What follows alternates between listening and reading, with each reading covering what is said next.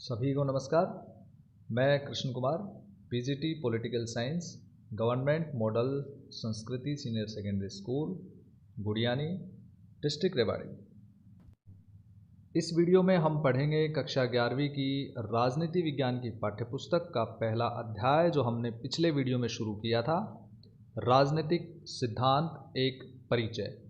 और आज हम इस वीडियो में इसका दूसरा भाग पढ़ेंगे और दूसरे भाग के मुख्य बिंदु होंगे जिसमें हम सबसे पहले पढ़ेंगे रिपब्लिक पुस्तक जो प्लेटो ने लिखी है, उसमें वर्णित न्याय संबंधी विचार। उसके बाद हम पढ़ेंगे राजनीतिक सिद्धांत में हम क्या पढ़ते हैं, यानी कि इसकी विषय वस्तु।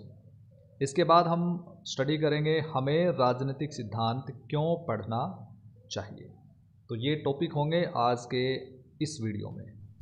मुख्य बिंदु पढ़ने के उद्देश्य क्या होंगे?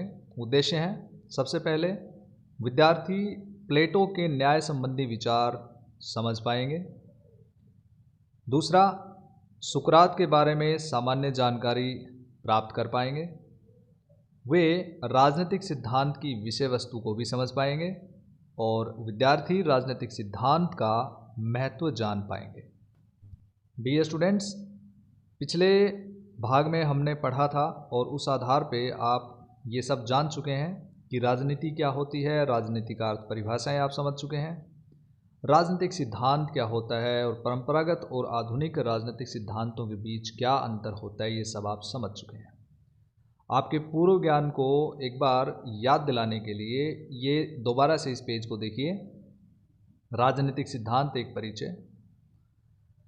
लीजिए एक और किताब याद कीजिए, लेकिन हम उन्हीं चीज़ों पर बात करेंगे जो हमसे जुड़ी हैं। इसका अभिप्राय ये हुआ कि राजनीतिक सिद्धांत ये जो किताब है पॉलिटिकल साइंस की, इसमें वो सब चीज़ें हैं जो हमारे सामान्य जीवन से जुड़ी हुई हैं। अर्थात कि कोई भी ऐसी चीज़ नहीं है जो बहुत नई या फिर हमसे बहुत अलग चीज़ है। थोड़ा इंतज़ार कीजिए और देखिए यह कक्षा कुछ अलग होगी। ज़रा पन्ने पलटकर पृष्ठ 8 पर दिए बॉक्स में सुकरात के विषय में पढ़ो। मुझे पता नहीं, लेकिन मुझे वह तरीका अच्छा लगा जिसमें उसने औरों के विचारों की असंगतियों को दिखाया। यह तो सच में अलग है। सुकरात कौन है? तो प्यारे बच्चों, अब हम डिस्कस करेंगे, जैसे हम यहाँ पे पढ़ पाए हैं कि इसमें बहुत सारी चीज़ें इंटरेस्टिंग हैं और सबसे इंटरेस्टिंग है कि किस तरह से सुकरात ने जो उस समय की असंगतियाँ थी उनको दिखाया। और ये सुकरात कौन है, तो इसको समझने के लिए हमें आज का पहला टॉपिक शुरू करना है, प्लेटो के न्याय संबंधी विचार जो रिपब्लिक पुस्तक में दिए गए हैं। आइए जानते हैं। डियर स्टूडेंट्स, पिछले भाग में हमने प्लेटो के बारे में डिस्कस किया था। हमने आपको प्लेटो की तस्वीर भी दिखाई थी। प्लेटो प्राचीन यूनान का एक महान दार्शनिक था और प्लेटो के गुरु का नाम था सुकरात। सुकरात भी एक बहुत बड़ा दार्शनिक और विचारक था। सुकरात प्राचीन यूनान के एथेंस नगर में सर्वाधिक विवेकशील व्यक्ति समझा जाता था। वह समाज, धर्म और राजनीति के बारे में उस समय प्रचलित मान्यताओं को सवालों के कटघरे में खड़ा करने और चुनौती देने के लिए प्रसिद्ध था। इसके लिए ही उसे एथेंस के शासकों द्वारा मृत्युदंड दिया गया था। प्लेटो सुकरात के संपर्क में तब आया जब प्लेटो 18 से 20 साल का ही था और उसका परम शिष्य बन गया। जिस समय सुकरात पर अभियोग चलाया गया उस समय वह वहां उपस्थित था और सुकरात के लिए जमानत देने का प्रस्ताव भी रखा था। लेकिन 399 ईस्वी पूर्व में सुकरात को मृत्युदंड दिया गया। रिपब्लिक पुस्तक प्लेटो ने लिखी और इस पुस्तक की विशेषता ये है कि यह संवाद शैली में है। संवाद शैली का मतलब इसमें डायलॉग्स के माध्यम से विचारों को व्यक्त किया गया है। यह एक बहुत ही बड़ा ग्रंथ है और इसमें प्लेटो ने सुकरात नाम से एक चरित्र गढ़ा और इसके साथ साथ में थ्रेसिमेक्स, सिफेलस और पोलीमार्कस आदि भी इसमें दूसरे चरित्र थे, कैरेक्टर्स थे। इन सभी कैरेक्टर्स के बीच में या चरित्रों के बीच में जो संवाद होते हैं उनके माध्यम से प्लेटो सुकरात के माध्यम से अपने न्याय की समझ और न्याय का जो सिद्धांत है वो यहाँ पे समझाता है कि वास्तव में न्याय क्या है। प्लेटो अपनी पुस्तक रिपब्लिक में सुकरात के माध्यम से न्याय संबंधी विचारों को व्यक्त करता है, परंतु न्याय का अपना सिद्धांत प्रस्तुत करने से पहले वह न्याय के विषय में प्रचलित, उस समय जो प्रचलित थे 3 सिद्धांत, उनका खंडन करता है सुकरात के माध्यम से। ये सिद्धांत कौन से थे और इनमें क्या था, आइए जानते हैं। पहला था न्याय का परंपरावादी सिद्धांत। इस धारणा को व्यक्त करते हुए सिफेलस कहता है, न्याय का अर्थ सत्य बोलना और ऋण चुकाना है। किंतु प्लेटो सुकरात के माध्यम से इसमें दोष निकालता है। वह कहता है क्योंकि ये दोनों कार्य कभी न्याय और कभी अन्याय भी हो सकते हैं। उदाहरण के लिए, यदि कोई आपका मित्र आपको शस्त्र देता है कुछ समय के लिए रखने के लिए, और उस समय वह शस्त्रों को वापस मांगता है, तब वह बहुत गुस्से में है या बहुत पागल की स्थिति में है, तो उसको उस समय शस्त्र वापस लौटाना न्याय नहीं हो सकता या न्यायपूर्ण नहीं हो सकता। इसके पश्चात सिफेलस का बेटा पोलीमार्कस इसमें कुछ संशोधन करके कहता है कि प्रत्येक व्यक्ति को उसका उचित अंश देना ही न्याय है, यानी कि उसका उचित जो अंश है, उसका भाग है, वह देना न्याय है। किंतु यह उचित क्या है? कुछ वाद विवाद के बाद यह अर्थ निकाला जाता है कि मित्र के प्रति भलाई करना और शत्रु के प्रति बुराई करना, यही जो है न्याय है। तो प्लेटो सुकरात से इसका भी खंडन कराता है। उसके अनुसार यदि भलाई करना या बुराई करना एक कला है, तो यह अन्य कलाओं के समान दो परस्पर विरोधी कार्य कर सकती है। तो क्या न्याय भी ऐसी ही कला है जिसका प्रयोग उसका प्रयोग करने वाले की इच्छा पर निर्भर करता है? तो यह तो बिल्कुल भी न्याय नहीं हो सकता है। दूसरी बात, मित्र और शत्रु का निश्चय करना भी मुश्किल कार्य है कि कौन मित्र है कौन शत्रु है।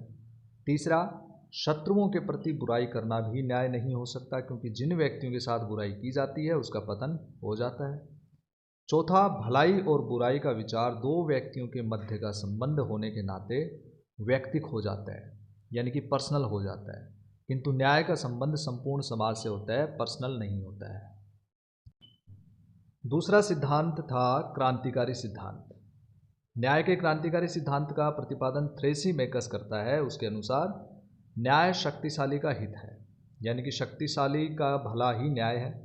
उसका तर्क है कि शक्तिशाली व्यक्ति अपने स्वार्थ सिद्धि के लिए जो कानून या व्यवस्था बनाता है वही न्याय है, यानी कि जिसकी लाठी उसकी भैंस का सिद्धांत जगत में प्रत्यक्ष दिखाई देता है, क्योंकि सभी शासक अपने स्वार्थ सिद्धि के लिए कानून बनाते हैं और जनता को इन कानूनों का अनुसरण करना होता है। इसी आधार पर शक्तिशाली व्यक्ति समाज में शासक बन जाते हैं और उनके आदेश एवं हित सामाजिक और राजनीतिक न्याय का रूप धारण कर लेते हैं। प्लेटो थ्रेसीमेकस का यह तर्क स्वीकार नहीं करता। उसका कहना है कि शासक आवश्यक रूप से सबसे शक्तिशाली नहीं होता।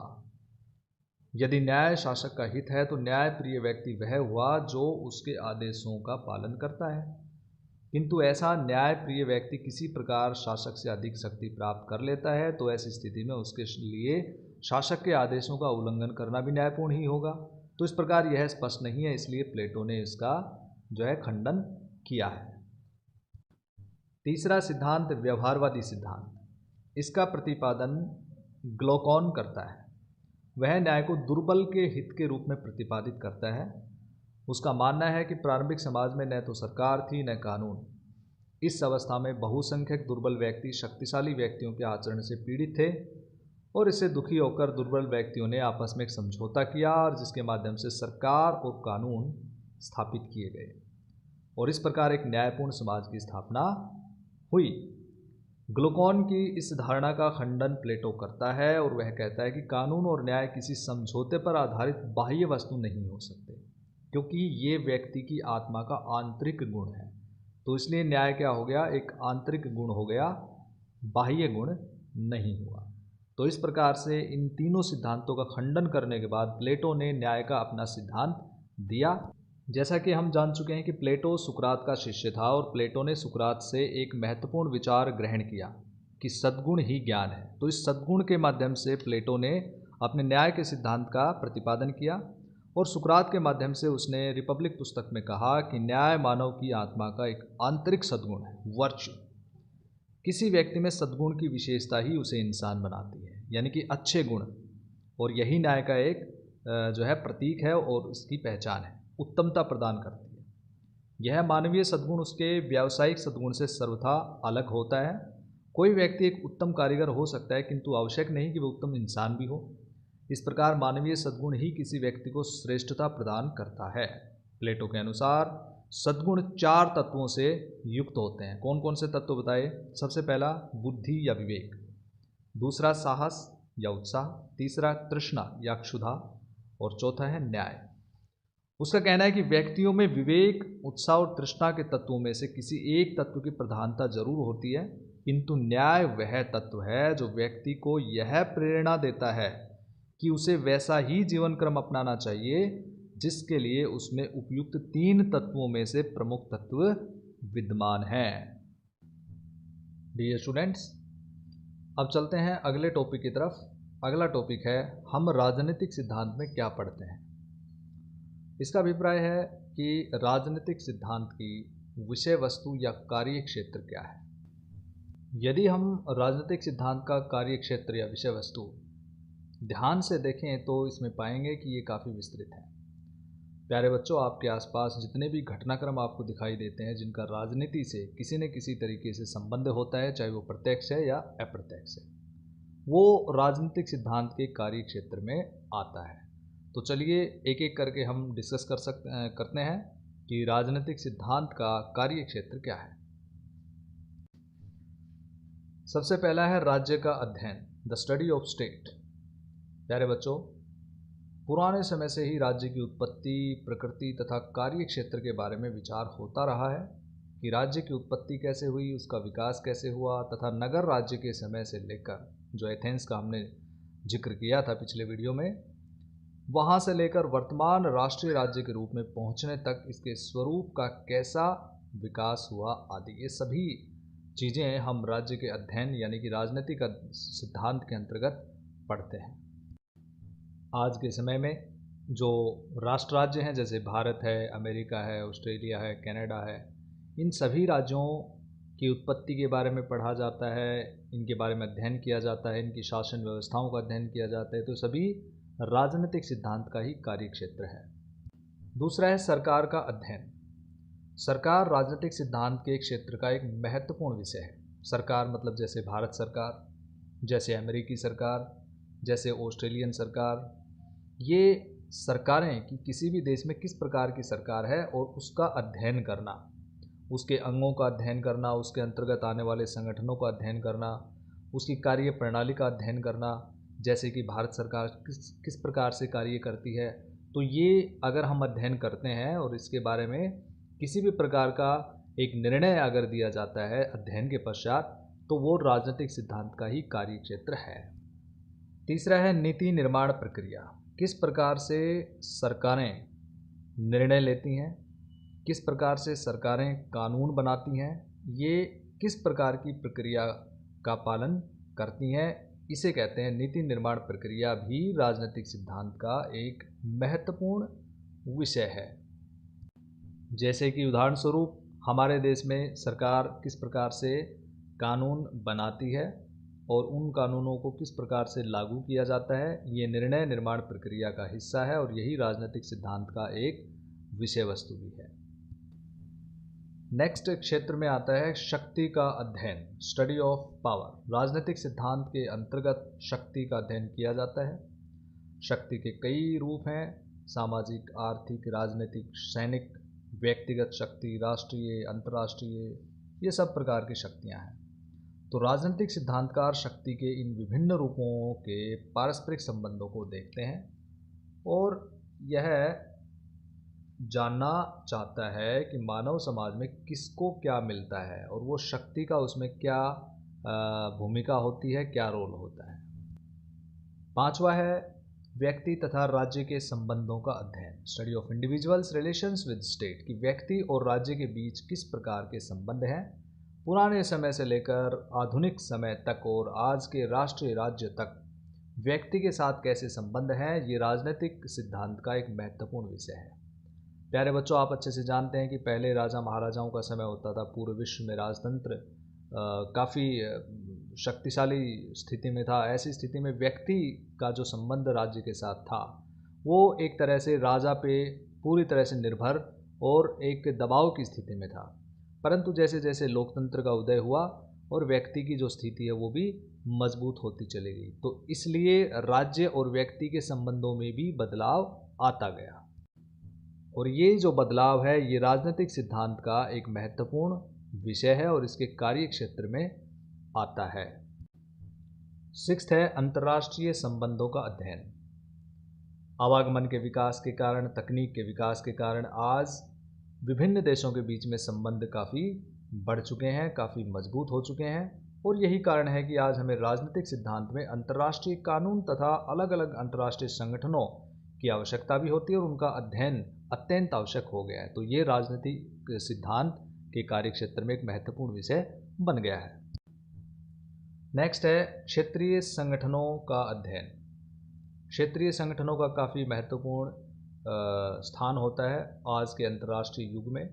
क्षेत्रीय संगठन जैसे अंतर्राष्ट्रीय स्तर पर यूरोपियन समुदाय है, दक्षेस है और इसी प्रकार से आसियान है।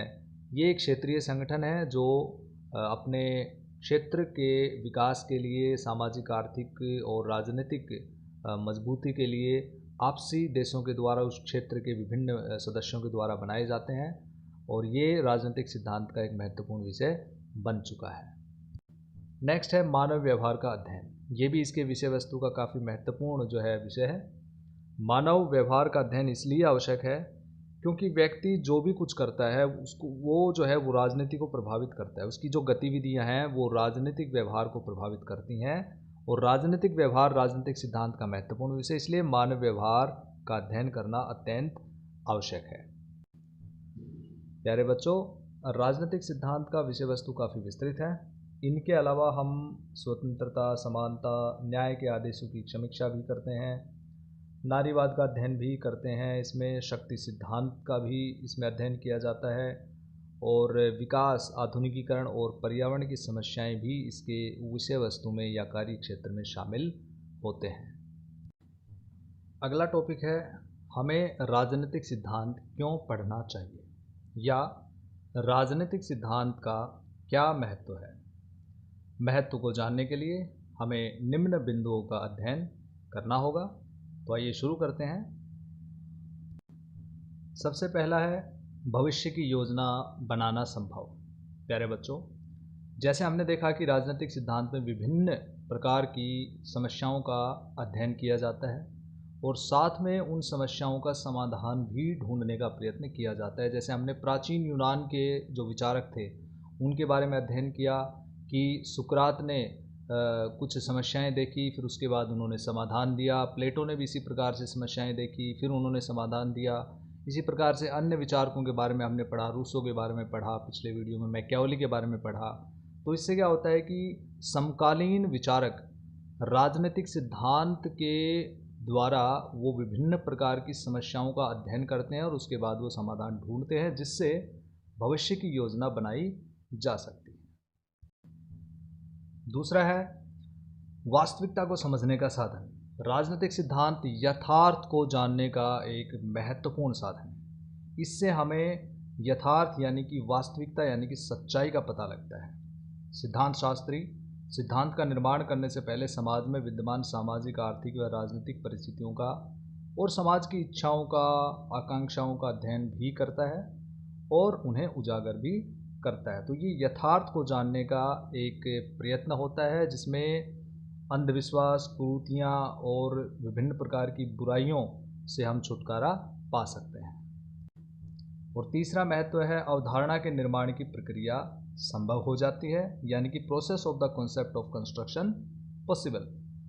जैसे कि हम राजनीतिक सिद्धांत में किसी भी पक्ष का अध्ययन करते हैं तो उस अध्ययन के बाद हम एक निर्णय पर पहुंचते हैं। तो इसका मतलब ये होता है कि एक अवधारणा जन्म लेती है।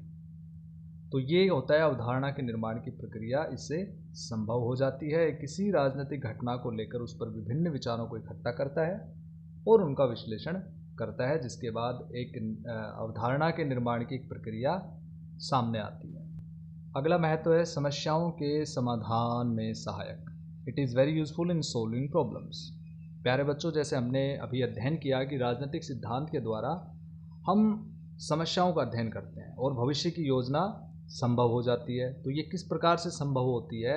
ये तभी संभव हो पाती है जब हमें वर्तमान की समस्याओं का पता होगा और हम उनका समाधान ढूंढेंगे या प्राप्त कर लेंगे। तो समाधान के पश्चात ही हम भविष्य के लिए तैयार हो सकते हैं। इसलिए राजनीतिक सिद्धांत के अंतर्गत हम विभिन्न समस्याओं का अध्ययन करने के साथ साथ उनका समाधान ढूंढने का प्रयत्न करते हैं।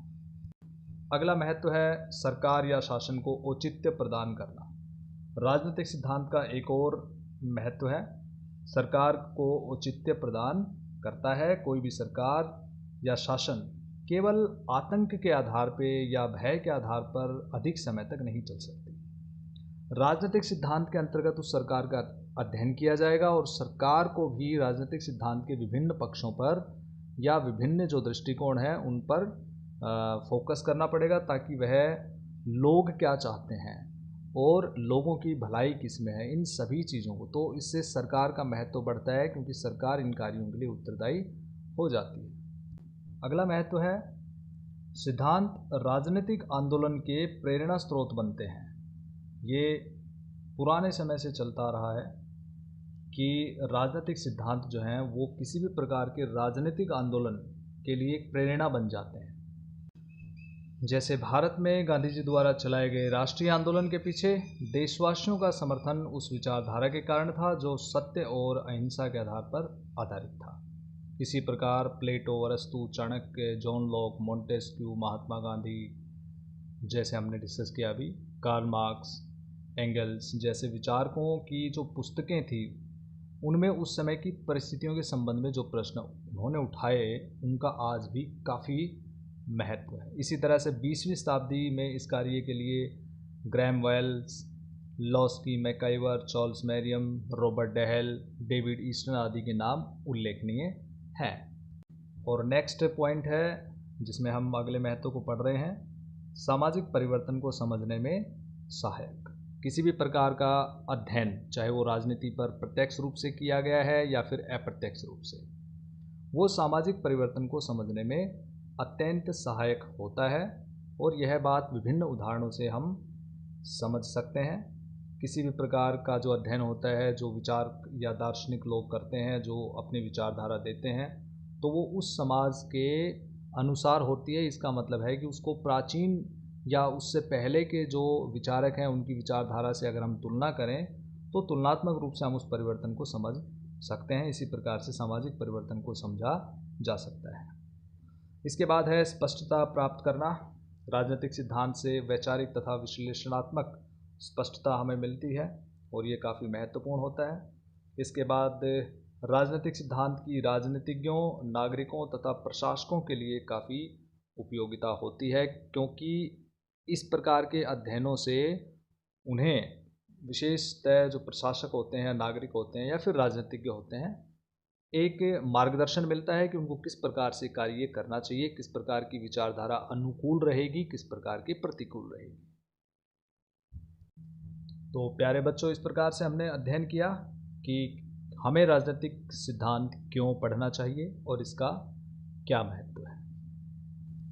तो आज के वीडियो की तीनों टॉपिक या बिंदु पढ़ने के बाद हम एक बार पाठ की दोहराई करते हैं। आज के वीडियो में हमने क्या पढ़ा? सबसे पहले हमने रिपब्लिक पुस्तक के बारे में पढ़ा। जैसे कि हमने डिस्कस किया कि रिपब्लिक एक बहुत बड़ा ग्रंथ है जो प्लेटो ने लिखा है और इस पुस्तक की विशेषता है कि संवाद शैली में लिखा हुआ है। और प्लेटो ने यहाँ पे संवाद शैली में लिखते हुए मुख्य रूप से न्याय पर यहाँ विशेष चर्चा की है और सुकरात नाम का एक चरित्र उन्होंने गढ़ा जो उनके गुरु थे और उनके माध्यम से अपने न्याय के विचार उन्होंने इस पुस्तक में दिए हैं और न्याय का सही जो रूप है और सही जो अर्थ है उन्होंने बताया कि ये आंतरिक गुण है और ये सद्गुण पर आधारित है। इसके बाद हमने अध्ययन किया कि राजनीतिक सिद्धांत का विषय वस्तु क्या है, इसका कार्य क्षेत्र क्या है, यानी कि हम राजनीतिक सिद्धांत में किस किस चीज़ का अध्ययन करते हैं। तो हमने देखा कि इसका जो क्षेत्र वो काफ़ी विस्तृत है और इसमें अनेक प्रकार के पक्षों का अध्ययन किया जाता है। और उसके बाद हमने पढ़ा कि राजनीतिक सिद्धांत हमें क्यों पढ़ना चाहिए या इसका महत्व क्या है। तो हमने देखा कि इसका बहुत ज़्यादा महत्व है। राजनीतिक सिद्धांत किसी भी देश के लिए, किसी सरकार के लिए, किसी भी देश में रहने वाले नागरिकों के लिए अत्यंत आवश्यक है। और अब बारी है गृह कार्य की, जो आपको अपनी नोटबुक में सोल्व करना है, क्योंकि वीडियो देखने के बाद उम्मीद है कि आपको ये टॉपिक्स समझ में आ गए हों।